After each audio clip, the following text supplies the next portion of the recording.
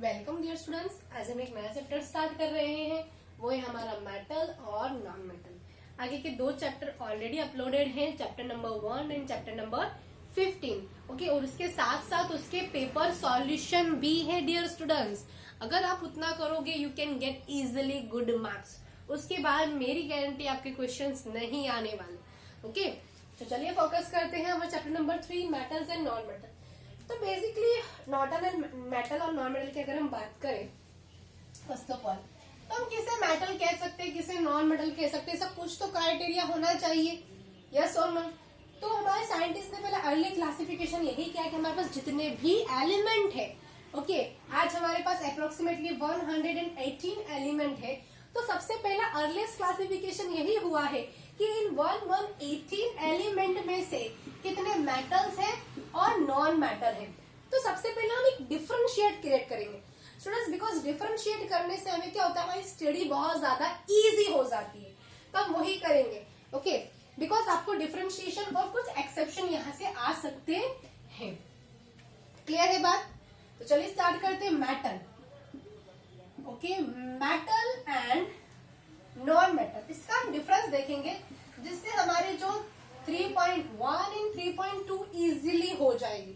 Okay, just अगर आप 20 minute का स्टूडेंट्स वीडियो देख रहे हो, मुझे नहीं पता 20 मिनट का बनेगा या नहीं, उससे ज्यादा का ही बन सकता है, लेकिन अगर आप ये देख रहे हो तो आपकी 3.1 और 3.2 इजीली हो जाएगा।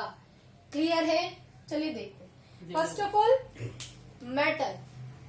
ओके, तो आपके पास जितने भी मेटल्स होती है, जैसे कि अभी मैंने ये गोल्ड पहना हुआ है, इजंट इट, गोल्ड है। ओके, तो जो भी मेटल्स होती है प्योर स्टेट में उनके पास क्या होती है, शाइनी सरफेस होती है।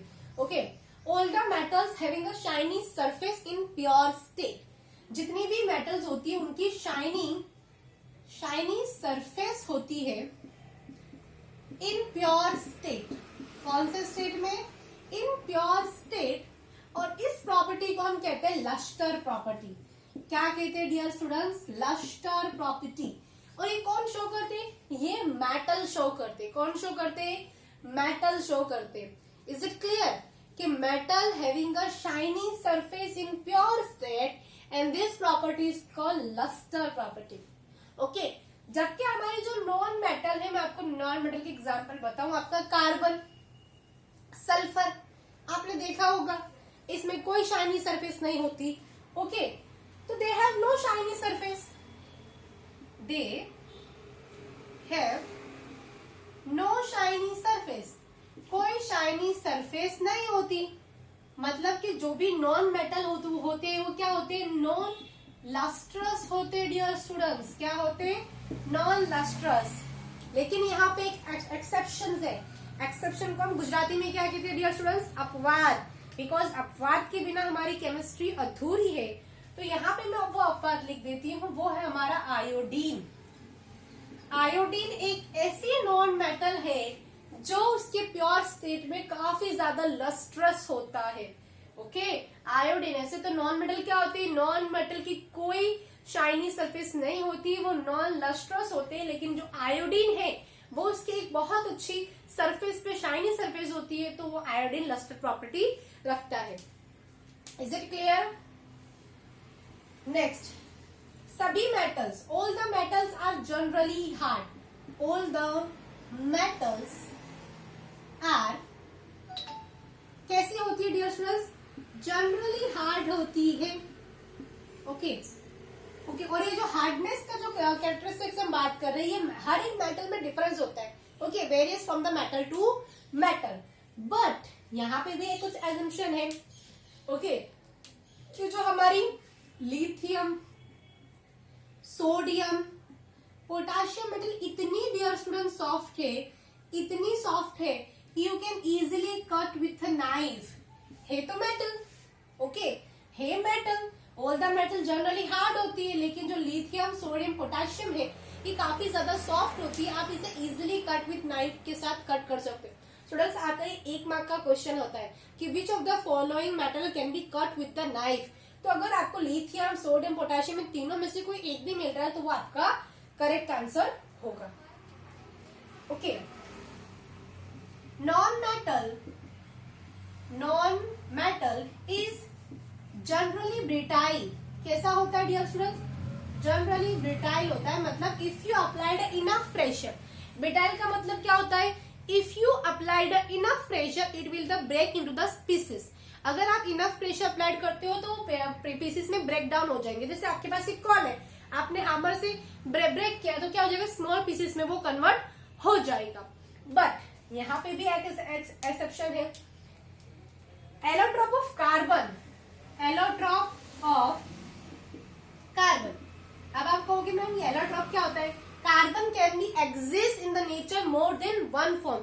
कार्बन जो है वो नेचर में एक से ज्यादा फॉर्म में एग्जिस्ट करता है और उसका एक फॉर्म है डायमंड। क्या dear students? Diamond. Okay, diamond एक एलोट्रॉप ऑफ कार्बन है जो हार्ड नहीं कह सकते हम, ये कह सकते which is the hardest substance, which is hardest natural substance. हमने नेचुरल ने हमें दिया है, it is the hardest natural substance. Generally non metal कैसी होती है? ब्रिटाइल्ड होती है। If you apply the enough pressure it will break into the pieces. But the allotrope of carbon, it means carbon can be exist more than one form. Okay, तो allotrope of carbon it means diamond which is an allotrope of carbon which is the hardest natural substance.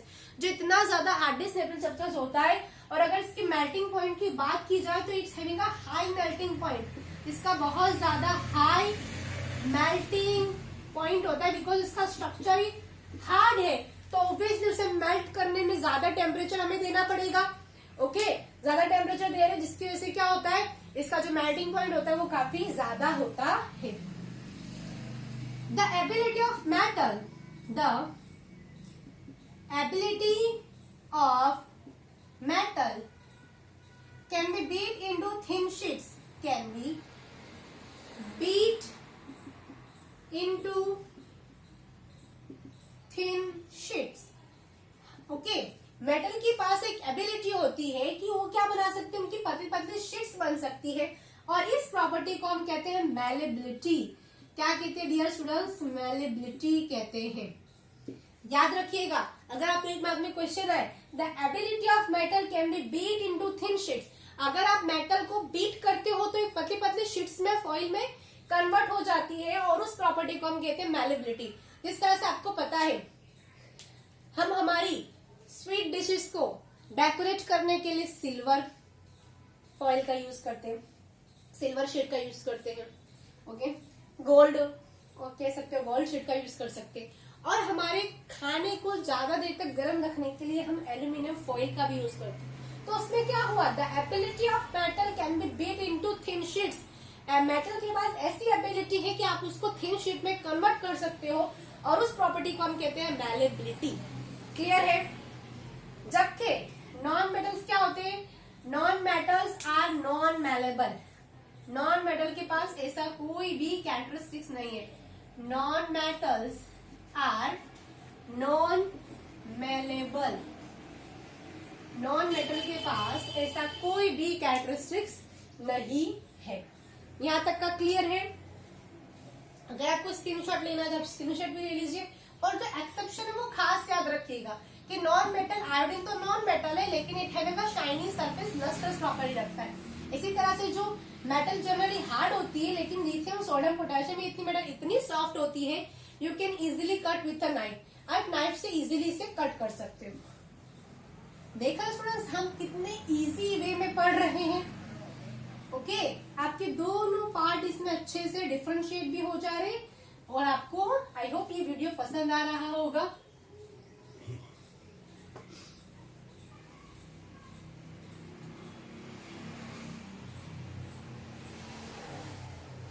Okay, चलिए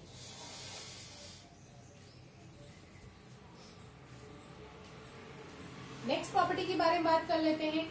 the ability of metal, the ability of metal can be drawn into thin wires, drawn into thin wires. मतलब dear students आप metal से क्या कर सकते हो? बहुत ही पतले पतले वायर्स बना सकते हो, और इस प्रॉपर्टी को हम कहते हैं डक्टिलिटी। क्या कहते हैं? डक्टिलिटी। जैसे आपको पता होगा हमारे घर में इलेक्ट्रिक के स्विचेस में हम कॉपर वायर का यूज करते हैं। ओके, सोलर सेल में हम सिल्वर वायर का यूज कर रहे हैं। तो उसमें क्या है, the ability of metal, metal की एक एबिलिटी है जिसकी वजह से हम पतले पतले वायर्स बना रहे हैं और उसको हम कहते हैं डक्टिलिटी। आपको पता है डियर स्टूडेंट्स कि gold and silver are the most ductile metal. Gold, यहाँ पे मैं रेड कलर से लिख ताकि आपको याद रहे, 1 मार्क का क्वेश्चन है। Gold and silver are the most ductile metal, बहुत ही ज्यादा ductile, sorry for the inconvenience. Okay, gold and silver are the most ductile metal. आपको पता है अगर आप 1 ग्राम गोल्ड से आप 2 किलोमीटर तक का वायर भी ड्रॉन कर सकते हो फ्रॉम गोल्ड। ये याद रखिएगा एमसीक्यू में कि 1 ग्राम ऑफ गोल्ड से you can easily drawn 2 kilometre wire because it is the high ductility and malleability. Clear? जबकि नॉन मेटल क्या है?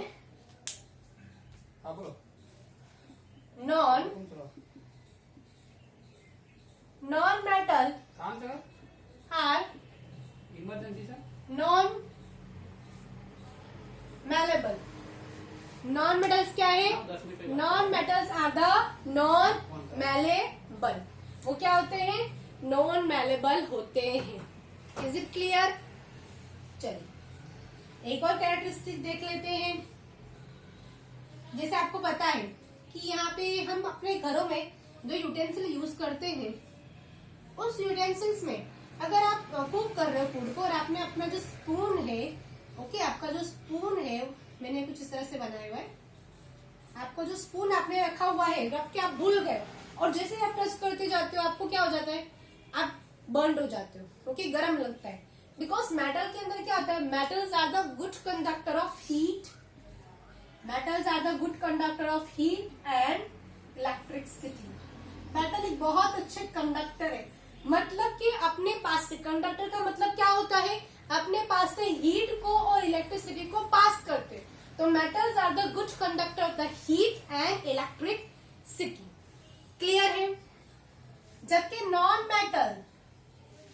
मेटल्स क्या होते हैं? नॉन मेटल्स आर, हम कह सकते हैं नॉन मेटल में ऐसी कोई प्रॉपर्टी नहीं होती, वो इंसुलेटर होते हैं। Non metals are insulator, okay, वो कोई इलेक्ट्रिसिटी को कंडक्ट नहीं करते। लेकिन यहाँ पे एक एक्सेप्शन है जो आपको याद रखना है, वो है ग्रेफाइट। ग्रेफाइट जो है एलोट्रॉप ऑफ कार्बन, कार्बन का ही एक एलोट्रॉप है विच is the good conductor of the electricity, जो इलेक्ट्रिसिटी को बहुत अच्छे से कंडक्ट करता है। ऐसे तो है कार्बन का एलोट्रॉप, नॉन मेटल है कार्बन, उसका एलोट्रॉप है ग्रेफाइट, ओके, और ग्रेफाइट क्या है? अपने पास से इलेक्ट्रिसिटी को कंडक्ट कर सकता है, जबकि नॉन मेटल क्या है? इंसुलेटर, वो इलेक्ट्रिसिटी को कंडक्ट नहीं करते। उसी तरह से यहाँ अगर बात की जाए डियर स्टूडेंट्स हीट की, तो यहाँ पर सबसे ज्यादा हीट कौन पास कर सकता है? तो copper and silver are the good conductor of heat as well as electricity. लेकिन अगर हम बात करें lead and mercury are the poor conductor of heat, heat के बहुत ही ज्यादा पुअर कंडक्टर है। क्लियर है यहाँ तक का? चलिए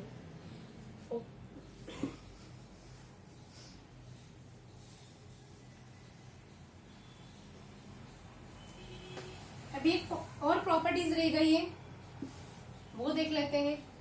आपको पता है कि हमारे पास जो टेम्पल होते हैं, हमारे जो स्कूल्स होती हैं, उसमें जो बेल्स होते हैं वो बेल्स किसके बने होते हैं?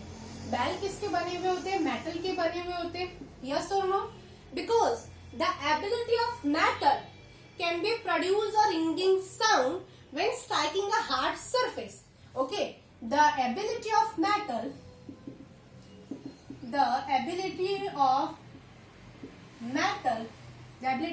to produce ringing sound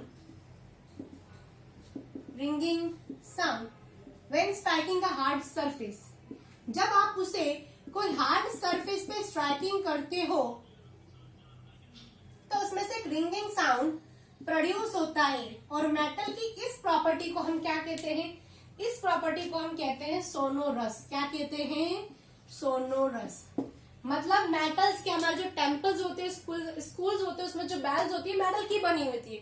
अगर आपको पूछा जाए कि गिव द रीजन कि जो हमारे बेल्स होते हैं वो मेटल के बने होते हैं, बिकॉज मेटल के पास एक एबिलिटी है, the ability of metal to produce ringing sound, जो एक रिंगिंग साउंड प्रोड्यूस करता है when striking a hard surface, जब आप उसे एक हार्ड सरफेस पे स्ट्राइक करते हो। और जब नॉन मेटल्स, आप कार्बन को हैमर करो, कोई साउंड प्रोड्यूस नहीं होगा। तो non metal are non sonorous, क्या होते हैं? नॉन सोनोरस होते हैं। क्लियर? अगर इसकी स्टेट्स की बात करें, मेटल की स्टेट की, तो जनरली जितने भी मेटल हैं, मेटल्स सॉलिड है, लेकिन इसमें एक एक्सेप्शन याद रखना है। एक एक्सेप्शन क्या याद रखना है आपको लोगों को कि मर्क्यूरी एक ऐसी नॉन मेटल है जो रूम टेम्परेचर पे लिक्विड स्टेट में प्रेजेंट होती है। कौन से स्टेट में प्रेजेंट होती है? लिक्विड स्टेट में प्रेजेंट होती है। जनरली जितनी भी मेटल्स आर सॉलिड है, उनका स्टेट सॉलिड है, लेकिन एक मर्क्यूरी ऐसी है जो क्या है? गैसियस है, सॉरी लिक्विड स्टेट में प्रेजेंट है। इसी तरह से अगर इधर बात की जाए नॉन मेटल्स की, तो जो कुछ नॉन मेटल है वो सॉलिड है, जैसे कि आपको मैं एग्जांपल बताऊं, कार्बन है, सल्फर है। कुछ नॉन मेटल गैसियस है, गैस किसमें? जैसे कि ऑक्सीजन है, हाइड्रोजन है, नाइट्रोजन है। एक नॉन मेटल ऐसी है डियर स्टूडेंट्स, एक नॉन मेटल जो लिक्विड स्टेट में होती है। कौन से स्टेट में डियर स्टूडेंट्स? याद रखना, कंफ्यूज नहीं होना यहाँ पे, वो है ब्रोमीन, ब्रोमाइन आप कह सकते हैं। ओके, अगर आपको पूछा है the non metal which is liquid at the room temperature, तो नॉन मेटल में क्या आएगा डियर स्टूडेंट्स? नॉन मेटल में आएगा ब्रोमीन। और अगर आपको पूछा है the metal which is present liquid state at room temperature, तो वो है आपका मर्क्यूरी। और अगर मेटल की बॉइलिंग पॉइंट्स और मेल्टिंग पॉइंट की बात की जाए, बॉइलिंग पॉइंट्स और मेल्टिंग पॉइंट, तो मेटल के बॉइलिंग पॉइंट और मेल्टिंग पॉइंट क्या होते हैं? जनरली हाई होते हैं। क्या होते हैं? जनरली हाई होते हैं, लेकिन इसमें भी एक अपवाद है, एक एक्सेप्शन है, वो है गैलियम एंड कैल्शियम। ये दो ऐसी मेटल है which having a low melting point, मतलब अगर आप इसे अपने पाम पे भी रख रहे हो तो it will be melt. Okay, gallium and calcium are the, यहाँ पे मैं एरो यूज कर लेती ताकि आप कंफ्यूज ना हो। गैलियम एंड कैल्शियम ऐसी नॉन मेटल है which is having a low melting point, if you keep in a palm it will be melt हो जाएगी। जबकि नॉन मेटल्स का इतना मेल्टिंग पॉइंट नहीं होता, बट हमने देखा एलोट्रॉप ऑफ कार्बन जो है, एलोट्रॉप ऑफ कार्बन में diamond, it is the diamond जो है हार्डेस्ट नेचुरल सब्सटेंस है, और उसके साथ साथ उसका स्ट्रक्चर इस तरीके से है। ओके, 4 डायमेंशनल स्ट्रक्चर, इसके बारे में हम चैप्टर नंबर 4 में पढ़ेंगे डिटेल में। तो डायमंड का स्ट्रक्चर, जिसकी वजह से उसका मेल्टिंग पॉइंट क्या होता है? ज्यादा होता है। तो डियर स्टूडेंट्स, यहाँ पे हमने physical properties of metal as well as non metal पूरी डिस्कस कर ली। ओके, अगर आपको ये वीडियो अच्छा लगा हो तो आप लाइक कीजिए, शेयर कीजिए, जिससे आपके जो स्टूडेंट्स है उसको भी क्या हो, उसका फायदा पहुंचे। नेक्स्ट सेशन में हम अकरेंस ऑफ मेटल देखेंगे। Is it clear?